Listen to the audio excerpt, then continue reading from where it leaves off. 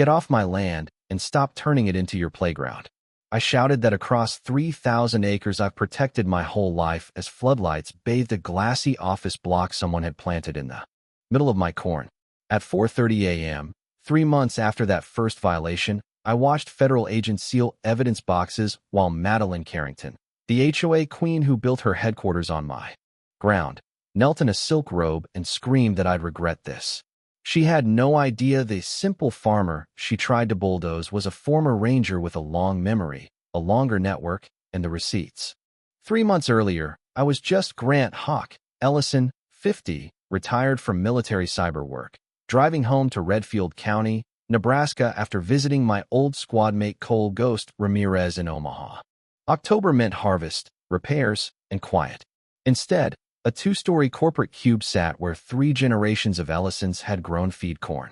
Fresh asphalt bit into my best soil. A polished sign read, Redfield Community Development.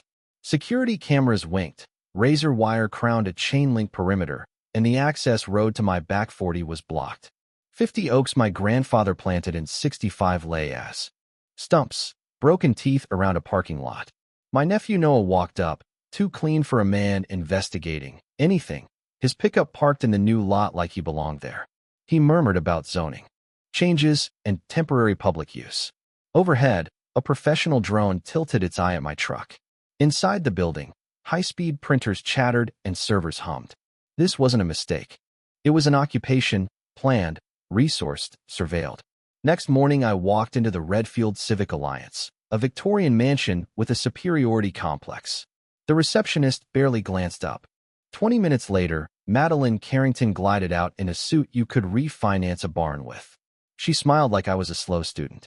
She recited legal-sounding nonsense, new development zone, revised statute, eminent domain, and told me progress requires sacrifice, meaning my sacrifice. Her phone buzzed. She took the call in front of me. Summit Ridge Holdings needs Q3 numbers by Friday.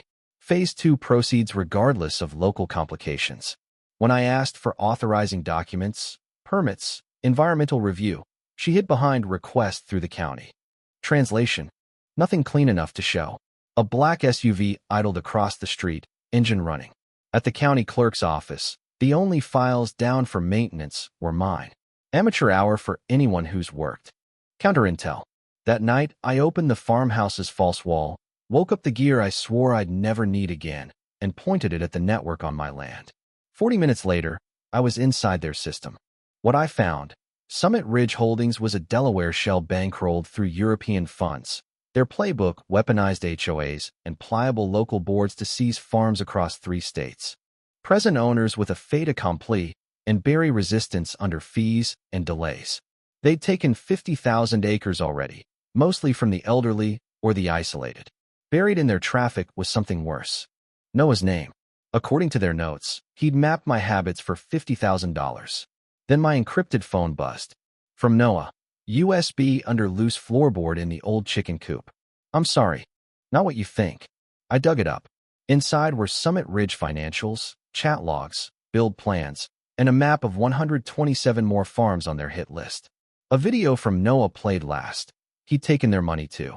Get access, documented everything, and kept the cash untouched to return as evidence. They think we're a farmer and his dropout nephew, he said. They have no idea what you can do. I made 3 calls.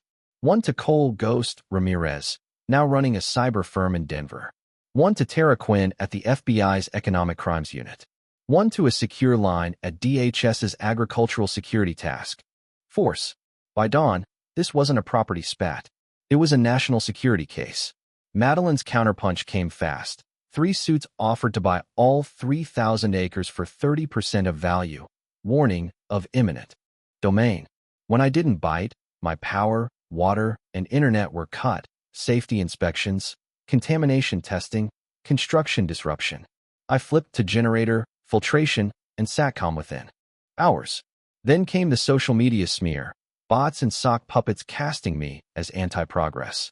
I'd seen better in Balkan troll farms. I logged every form, work order, and post. Paper trails puncture. Propaganda. Following the money, I traced Summit Ridge through shells to foreign funds that triggered FARA and CFIUS oversight. Their pattern, concealment, collusion, and control of strategic AG. Land, screamed Rico. I packaged the case. The DHS team perked up at foreign footprints in food supply. The Bureau nodded at wire fraud and laundering. We were past mean HOA and into federal conspiracy.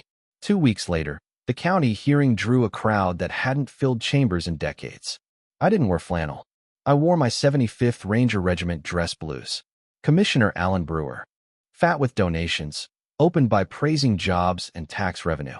Madeline presented a glossy future.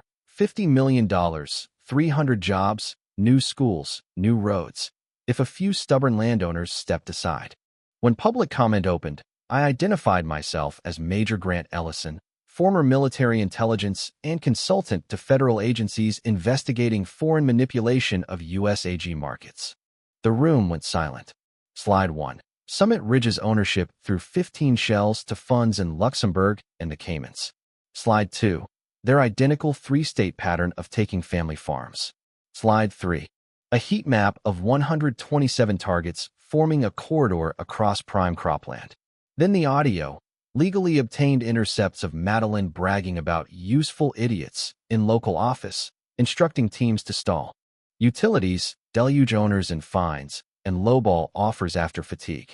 Noah stood and testified, handing back the $50,000 and detailing how Summit Ridge bought small-town politics because they assumed farmers couldn't fight back. The vote to kill the project was unanimous. The state AG announced an immediate investigation. The feds signaled RICO charges were coming.